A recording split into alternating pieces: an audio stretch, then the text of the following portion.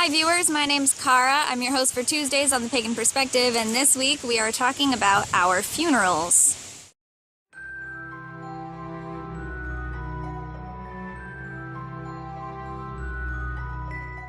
I just have to say I love this one grave with all the Halloween decorations. Fun. So this week's topic comes from Aunda Wolfe, who at the time they submitted this topic, they were in school to become a funeral director and embalmer. And so their topic was asking whether we have given any thought to what our funerals would consist of, what we would prefer to have take place at our funerals, or if our paths have any must-haves for funerals, etc. Yes and no, a little bit. It's actually really bright and sunny today, which is awesome. It's a little chilly. It's nice fall weather. Pardon the sun in my eyes, though. So yes and no. I also like learning about funeral practices and traditions surrounding death in other cultures. As we have done in the past on Pagan Perspective, we did something called Death Month in the first year or second year that we were a thing.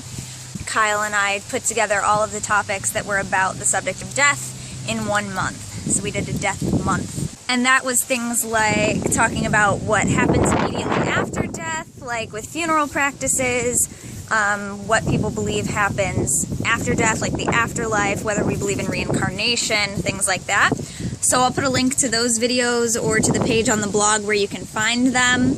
I'm talking kind of loudly in case you can't hear me over the wind. I apologize. I decided it was probably just going to be too difficult to hear me over the wind and everything on and off, so I moved into my car, but I'm still at the cemetery. So yes and no, there are some funeral practices that I have read about over the years that are from different cultures, and also things that I read that were specifically associated with pagan practices, or Wicca in particular. I think that's really the last time I read about that kind of thing was that many years ago when I was first starting to study. So there are some things that I've read about in the past that I do like, and there are also just kind of things about my practice and about life that I think are nice. And memorial services and things like that as well, things that I've attended, other things that I've picked up on over the years that I like. So, for example, my mother is a spiritualist Christian, and I remember talking to her years and years and years ago when I was first studying this stuff and kind of determining what I believed about certain things and what I liked.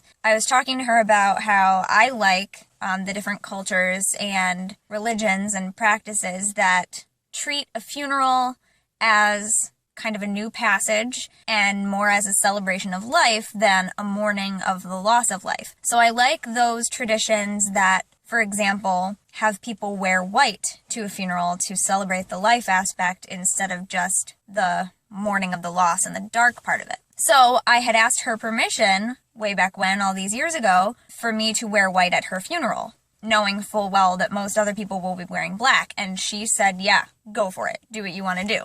That's always what I've thought I would do over the past however many years it's been. I figured that I would have people do that at my funeral as well, or at least let them know that that's an option. Now, thinking about it today, knowing I was just going to do this video today, I was thinking I do still like that, but I do also, in a sense, like the recognition of the loss and the balance of the light and the dark. So I don't think either extreme is really the best way to go.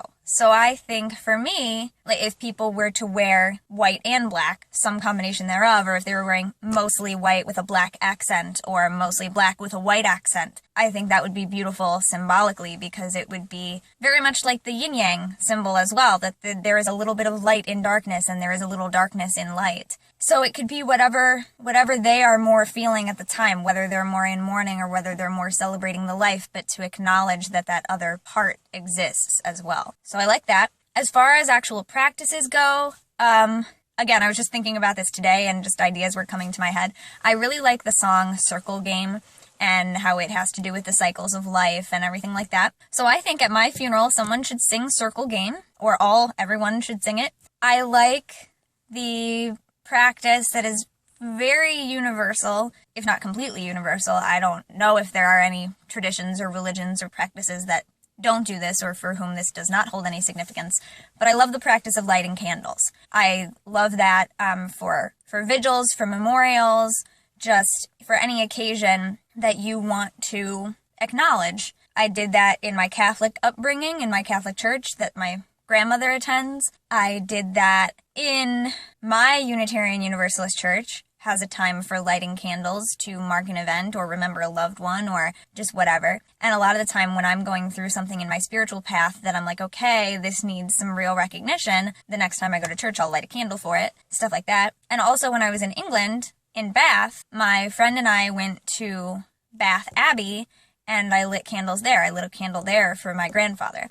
So I like that practice. So I think that should be incorporated. And as far as my actual, not disposing of, but the handling of my remains, this has been a thing that I've been back and forth about throughout my life. Because again, when I was like 12 and first starting to study this kind of thing and learning what it means to be pagan versus whatever else, I didn't really like the idea of just being buried because I was affected by a lot of the ideas of there's only so much room on Earth and a lot of it is taken up by cemeteries and things like that. I don't know how true that is, but I'm just saying that I was affected by those kind of thoughts. And also just I didn't like the idea of just being put in a box, purposely kept away from the elements, but then in the ground. And I know why they do it. I know all of the science involved in that, but it's just not the thing that I would really prefer. So then you would think, well, the obvious alternative is cremation, but as a witch, being burned on purpose always just kind of also had a weird, like, inky feeling to me. But now that I'm a little bit older, I do think cremation doesn't weird me out as much. But what I would really like is one of those things that people are always sending me links about,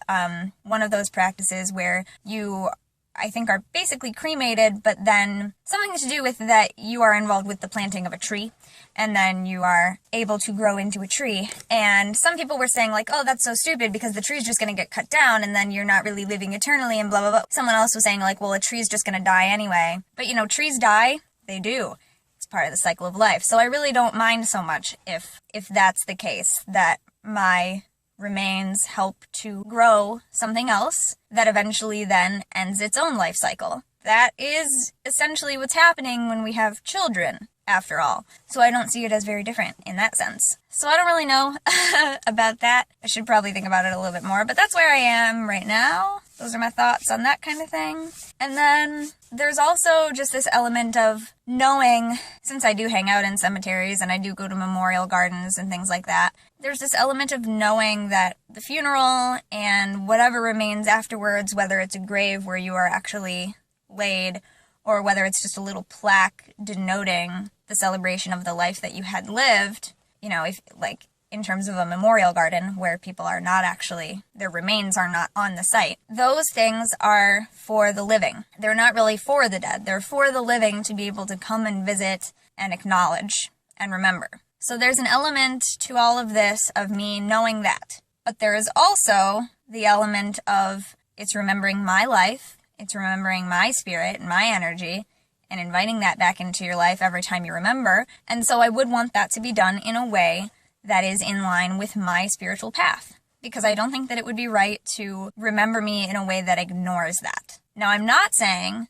that a Christian couldn't say a prayer for me in their own way, or light a candle in a Christian church, or a Catholic church, or whatever like that, or that anyone of any other spiritual practice couldn't remember my spirit in their own way, in their practice. Because people ask us about that all the time. They say, you know, I want to do a spell, or I want to remember my ancestors at Samhain, but they weren't pagan, and would that be offensive? I don't want anyone to feel like they can't honor my spirit in the way that suits them. But at my funeral, I think it should be in line with my life, what my life was. So I don't think it would be appropriate at that juncture to ignore pagan practices and what I did.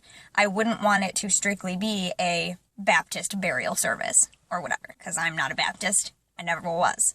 I also wouldn't want it to be strictly a Muslim practice or a Jewish practice or a Hindu practice, because I am not any of those things alone. That's where I am on that. I would want it to be comfortable for other people. I wouldn't want them to like have to participate in a pagan ritual or something like that. I want them to be comfortable.